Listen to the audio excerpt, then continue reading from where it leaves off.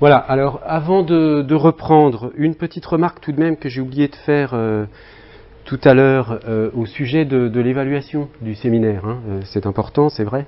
Je vais vous demander à la fin du semestre un genre d'essai d'une dizaine de pages sur un sujet que vous me proposerez et sur lequel il faudra que je vous donne mon accord. Donc une dizaine de pages sur une question qui met en jeu d'une façon ou d'une autre le concept d'analogie. Donc je n'ai aucune exigence particulière de forme sur cet essai, à condition que votre texte respecte les critères traditionnels de l'écrit académique. C'est-à-dire qu'il y ait des citations, des notes en bas de page, une petite bibliographie, etc. Mais sinon, vous pouvez traiter cela comme vous voulez.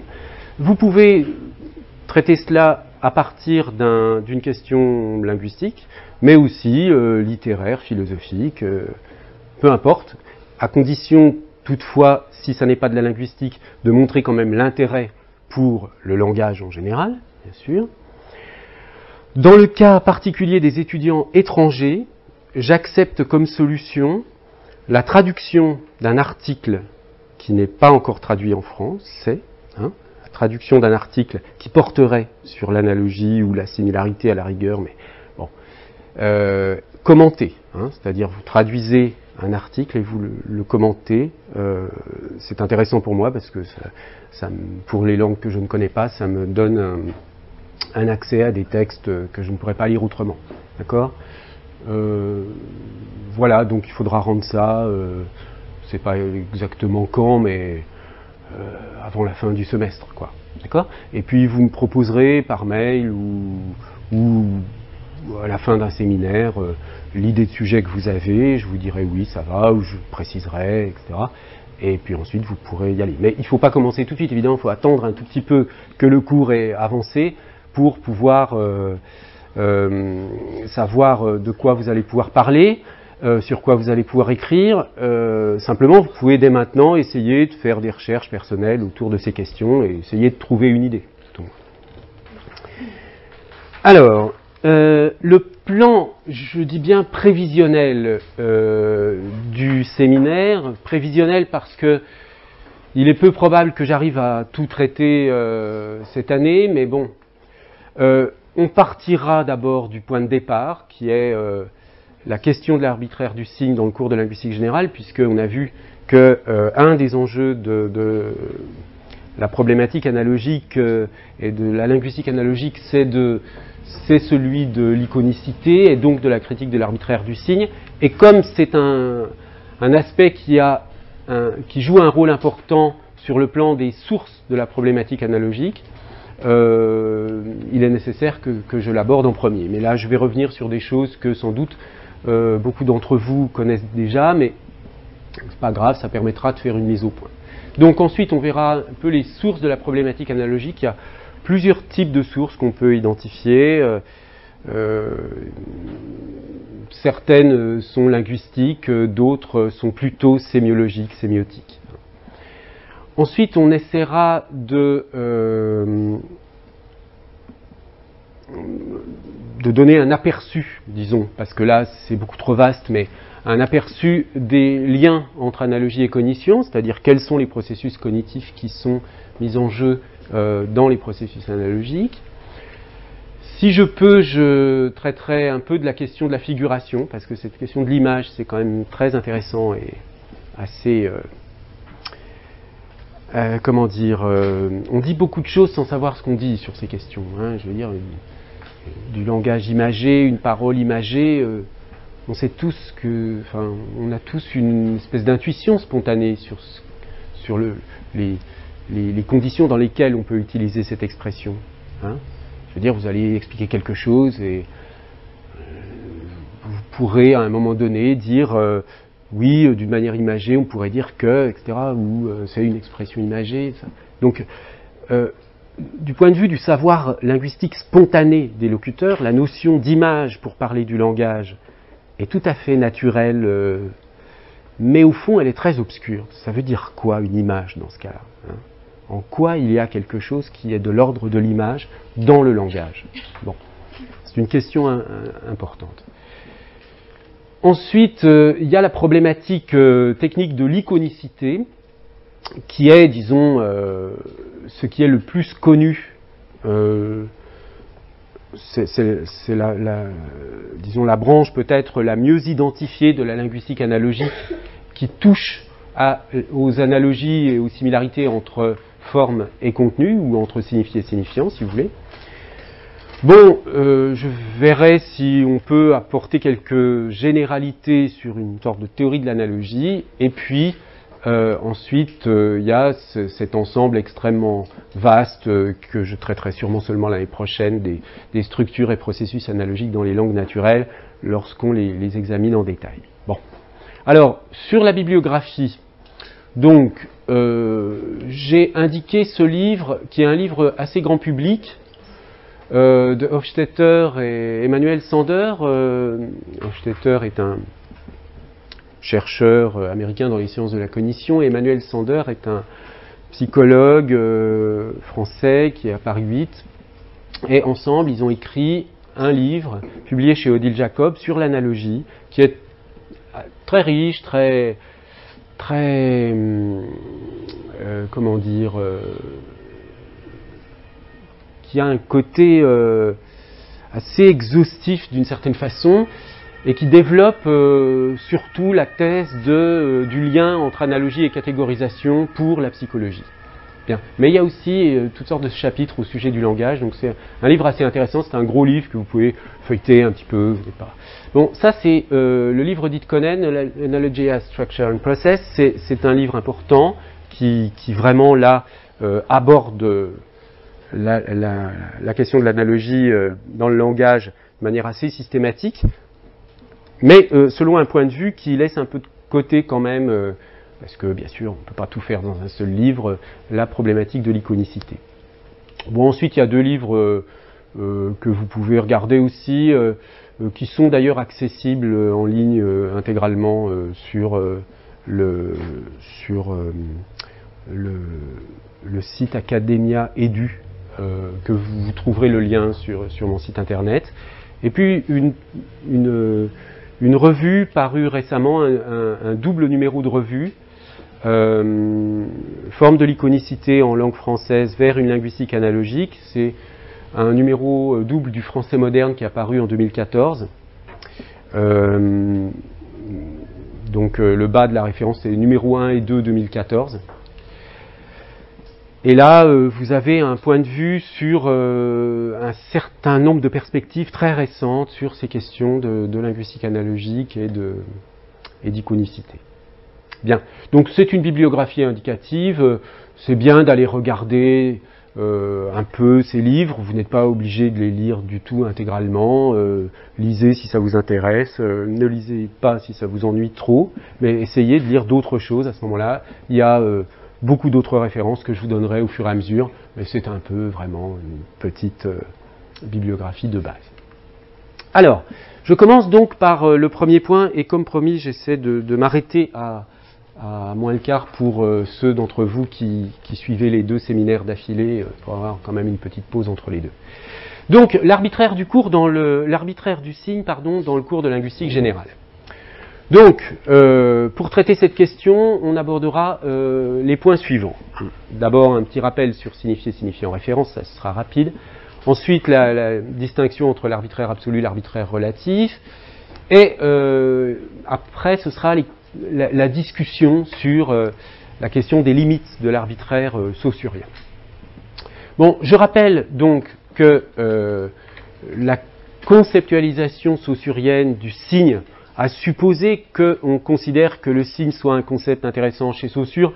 Certains auteurs, comme Rassier par exemple, considèrent que c'est plutôt la sémiose, qui est les processus sémiotiques qui sont intéressants chez Saussure, et pas tellement le signe en lui-même.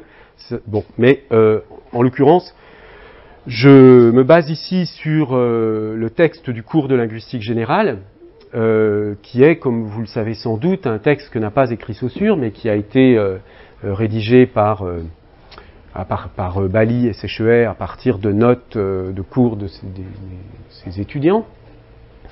Et donc, effectivement, le cours de linguistique générale ne reflète pas du tout fidèlement, enfin pas forcément fidèlement, la pensée de Saussure, de l'homme Saussure, du linguiste Saussure, mais c'est un texte qui a eu un impact tel dans l'histoire des idées linguistiques et même au-delà, qu'on ne peut pas ne pas en tenir compte. Bien. Donc, dans le cours de linguistique générale, vous avez une théorie d'une conceptualisation du signe qui est binaire, avec un signifié et un signifiant. Hein. Le signifié, grosso modo, c'est l'idée, le concept véhiculé par le signe, par exemple le concept d'arbre, ou la notion d'arbre, l'idée d'arbre, le sens arbre. Et puis, le signifiant, qui est donc le signifiant oral ou écrit. Alors, vous voyez, ici, il y avait une sound image qui indiquait que c'était limité au signifiant sonore ou oral, mais au fond, le signifiant, ça peut aussi bien être un signifiant écrit. Hein.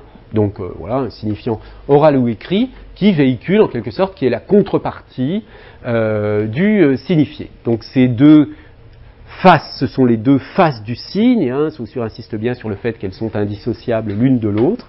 Donc, autrement dit, qu'on ne peut pas les étudier séparément. Hein. On ne peut pas étudier le signifié sans le signifiant ou le signifiant sans le signifié, ou alors on sort du champ de la linguistique d'une certaine façon. Bien, alors, il faut avoir à l'esprit que ce modèle binaire est vraiment une invention originale de Saussure. C'est vraiment un geste théorique extrêmement important, parce que le modèle traditionnel du signe historique, c'est un modèle ternaire. Hein, un modèle ternaire qu'on retrouve d'Aristote aux contemporains, hein, qui met en jeu non pas deux éléments, mais trois. C'est-à-dire, d'un côté, la signification, hein, ou le concept. Bon, le signifié, on peut dire, c'est un peu l'équivalent du signifié, mais comme il y a trois éléments, ça n'est plus le signifié au sens de Saussure, hein, mais c'est une sorte d'équivalence approximative, disons. Donc, historiquement, toutes ces notions-là, signifié, tadam, intellectus, conceptus, idée, interprétant, référence, etc., renvoient à l'idée de signification, disons. Ensuite, vous avez le pôle du signifiant, hein, donc comme on l'a vu, mais paroles, works, mots, représentamen, shaper, symboles, bref. Et enfin, il y a l'élément extralinguistique, hein, le référent, la chose désignée, le dénotatum, la Bedeutung chez Frege, qui s'oppose donc au sens, Sinn, hein, chez Frege. Bien. Donc, vous voyez que ce pôle de la chose désignée, hein, un mot, par exemple le mot arbre, pour comprendre son fonctionnement, dans le cadre de ce modèle ternaire, il faut trois choses. Il y a le mot arbre et la réalité arbre. Et le mot sert à parler de cette réalité, en quelque sorte. Hein. Donc il y a un lien entre trois choses et non pas entre deux. Bien. Mais chez Saussure, l'idée d'évacuer complètement le référent de la théorie sémiotique, c'est vraiment un choix théorique. C'est l'idée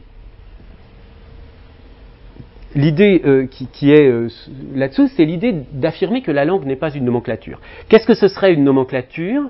Eh bien, ce serait une liste de choses qui sont dans le monde, qui existent dans le monde, et les langues, dans une conception nomenclaturiste, serviraient à désigner, chacune à leur façon, hein, chaque langue utilise des mots différents, disons, des signes différents, mais chaque langue utilise des étiquettes différentes pour des choses qui sont communes dans le monde. Hein. Le monde, il est structuré d'une certaine façon, indépendamment des langues, et les mots servent à renvoyer, référer au monde. Bien. Alors, le fait d'évacuer le référent dans la perspective saussurienne, ça vise à accentuer l'idée que les langues organisent leur système de signification indépendamment des propriétés du monde. L'exemple, pour donner un seul exemple très souvent commenté est répété, etc. Mais bon, c'est l'exemple de la distinction entre mouton en français et l'opposition mutton, sheep en anglais. Hein. Dire, en français, on utilise un seul mot, pardon. On utilise un seul mot mouton pour désigner aussi bien l'animal vivant que la viande de mouton. Hein. J'ai mangé du mouton, il y a un mouton dans le pré. Mais en anglais, on utilise mutton pour la viande de mouton et sheep pour l'animal, le mouton qui est dans le pré. Bien. On voit bien avec un exemple de ce genre-là, mais bon, il suffit de regarder deux langues pour le constater, c'est une évidence absolument massive, que la distinction entre un animal et la viande de l'animal, c'est une distinction qu'on n'est pas obligé de faire dans la description du monde, en quelque sorte. Donc c'est bien une langue qui, à un moment donné, fait ce choix, enfin, oui, de pratiquer cette distinction. Hein. Donc, l'idée de Saussure, et c'est une théorie que je n'ai pas le temps de développer, mais qui s'appelle la théorie de la valeur, peut-être que vous avez déjà entendu parler de ça, c'est l'idée que les signifiés se définissent par leurs oppositions avec d'autres signifiés. Hein. Un signifié est ce que les autres ne sont pas, en quelque sorte, hein, et puis les signifiants, c'est la même chose, ils se définissent d'une manière purement différentielle. Hein. C'est une conception différentielle du signe. Bien. Mais en tout état de cause, le référent n'apparaît pas. Bon. Alors, oui. Donc cette théorie-là, elle va commencer à rencontrer des problèmes quand on va attaquer le niveau du dialecte, non? Parce qu'à partir du dialecte, vu que par exemple, c'est une langue seule et unique en fonction des dialectes, il peut y avoir des différences très visibles, voire même qui sont juste des connotations. Donc au final, c'est que le référent, il a un impact sur la langue. Oui, mais il peut y avoir, enfin je veux dire, l'argument, là, cet argument type mutton sheep de la différence entre les langues, elle s'applique exactement de la même façon aux différences entre dialectes. C'est-à-dire que quand vous considérez différents dialectes d'une même langue, qui sont donc, voilà, hein, les réalités dialectales sont les réalités de la langue en quelque sorte. De deux choses l'une, soit vous avez un autre mot pour désigner exactement la même chose, dans ce cas-là, ben oui, il n'y a pas de changement, soit vous avez une nuance qui n'existe pas dans un autre dialecte. Hein. Donc, la question des dialectes ne pose pas de problème supplémentaire par rapport à la question de la différence entre les langues. Oui, parce que pardon, le dialecte est un système aussi.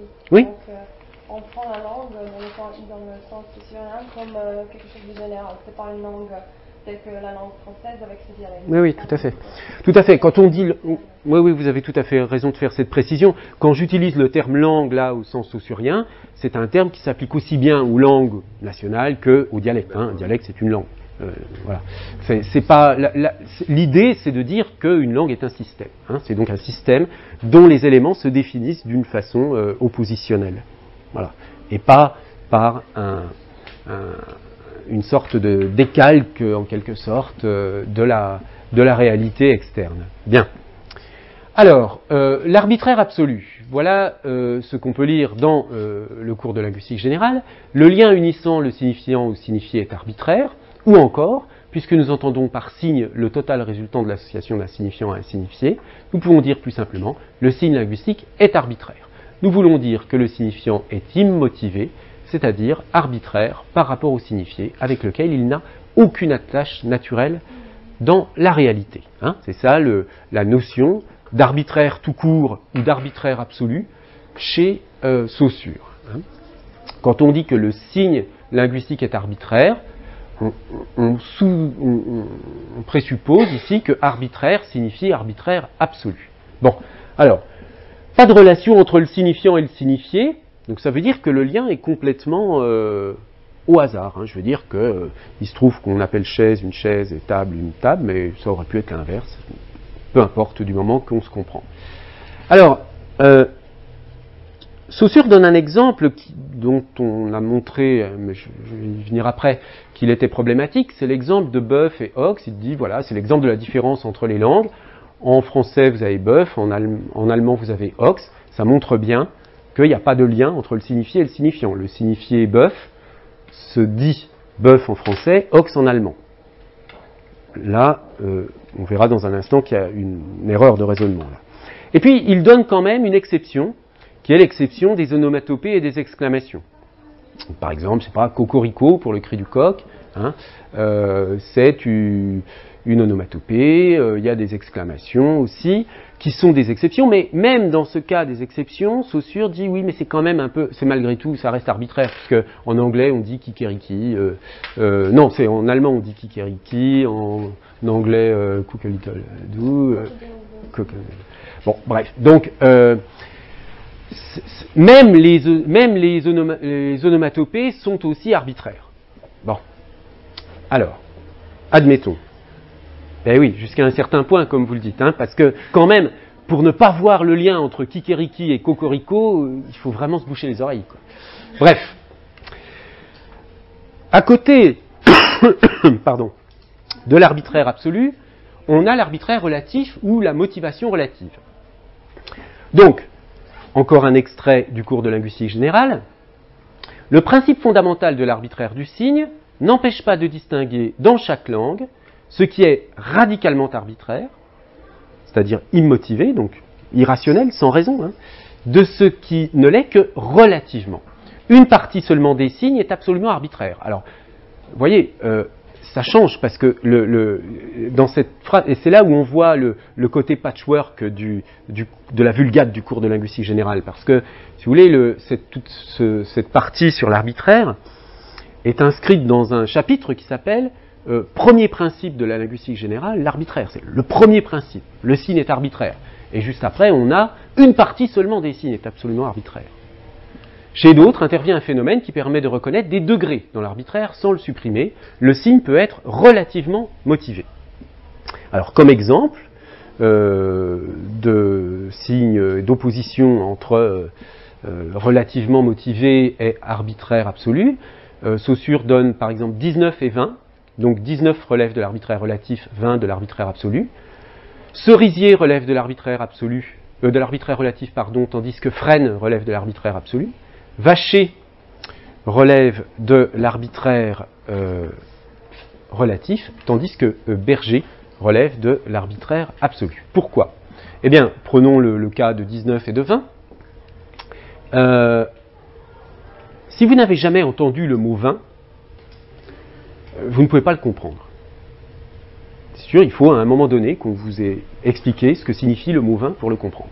En revanche, vous pouvez très bien, si vous avez appris déjà le mot 10, si vous avez appris déjà le mot 9, si vous connaissez bien sûr la loi de composition en quelque sorte qui permet de dire que 19 c'est 10 plus 9, bah, vous pouvez comprendre 19 sans l'avoir jamais entendu. D'ailleurs, si vous voulez, je peux vous dire un mot que vous allez entendre aujourd'hui pour la première fois de votre vie. 3 458 499. Il est fort probable que vous n'ayez jamais entendu ce mot-là. Jamais. Bon. Mais vous le comprenez parfaitement. C'est ça l'arbitraire relatif, c'est le fait qu'avec un petit nombre de briques élémentaires qui relèvent, elles, de l'arbitraire absolu, vous pouvez comprendre et fabriquer de nouveaux mots.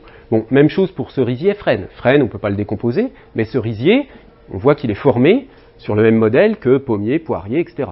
Donc, vous pouvez très bien ne jamais avoir entendu cerisier, mais si vous avez déjà entendu cerise d'un côté, si vous avez déjà entendu poirier, pommier, etc., vous pouvez deviner ce que veut dire cerisier. Vacher, berger, bah oui, là c'est un peu un piège, hein, parce que un vacher c'est quelqu'un qui garde les vaches, un berger c'est pas quelqu'un qui garde les berges. Hein. Donc il y a une ressemblance de forme ici, mais pas de ressemblance de signification.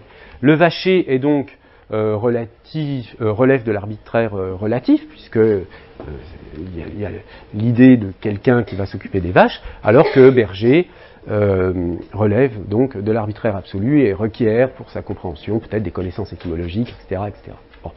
Donc, ce qu'on peut constater, c'est que l'arbitraire relatif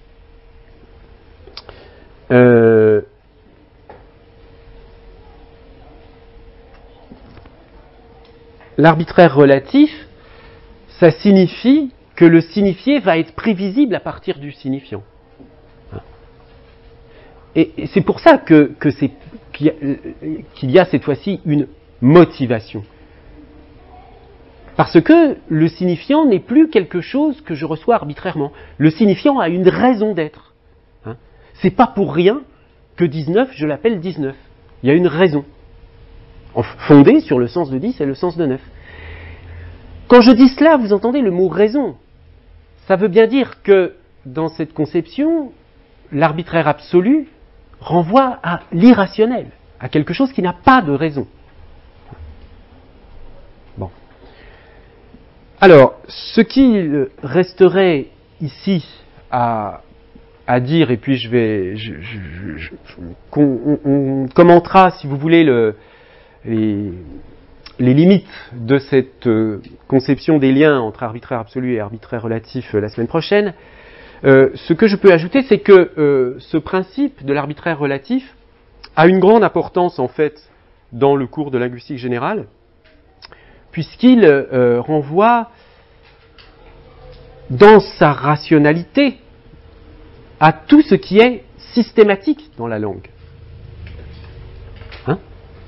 C'est-à-dire que, là je n'utilise pas une métaphore, quand je dis que quelque chose est systématique, ça veut dire que cerisier est systématique par rapport à pommier, poirier, etc. Il y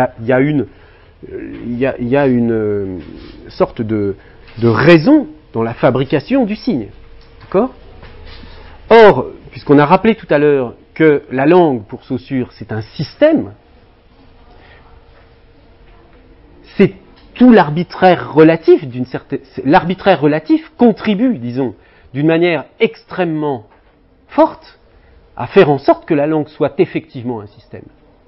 Ce n'est pas l'arbitraire absolu qui fait que la langue est un système. D'accord ? Donc, vous voyez cette espèce de contradiction qu'il y a dans le cours de linguistique générale, encore une fois dans la Vulgate, pas dans la pensée de Saussure, puisque Saussure, on sait par ailleurs que sa conception à lui de l'arbitraire était tout à fait était assez différente, c'est-à-dire que pour lui c'était pas un principe du tout important, et d'ailleurs il a passé une partie de sa vie à la fin de sa carrière à essayer de deviner des messages dans les signifiants des poésies latines, enfin bref, ce qu'on appelle les anagrammes. Bon, mais quand on lit le cours de linguistique générale, et encore une fois il me semble important, sauf si on fait vraiment si on veut reconstituer la pensée de Saussure, mais là n'est pas mon objet. Mon objet, c'est d'essayer de comprendre ce qui s'est passé dans la pensée linguistique à un moment donné, à partir d'un texte qui est le cours de linguistique générale. On voit bien cette contradiction entre le caractère systématique de la langue et l'arbitraire absolu érigé en premier principe de la linguistique générale. Alors qu'au fond, ce serait l'arbitraire relatif qui aurait dû être le premier principe de la linguistique générale, parce qu'il est beaucoup plus cohérent avec le caractère systématique de la langue. Voilà, alors, est-ce qu'il y a des questions pour cette séance? Bon, eh bien écoutez, s'il n'y en a pas, on se retrouve ici la semaine prochaine. Ça va la salle ou ça va, on est juste le nombre qu'il faut, il ne faudrait pas qu'il y ait 10 personnes de plus, mais s'il y a un problème, on changera. Pour ceux d'entre vous qui... Je reste évidemment pour ceux qui ont des questions ou qui sont en cours de mémoire, là, si vous voulez qu'on parle un petit peu de l'avancement des réflexions. Et puis donc, je vous dis à la semaine prochaine.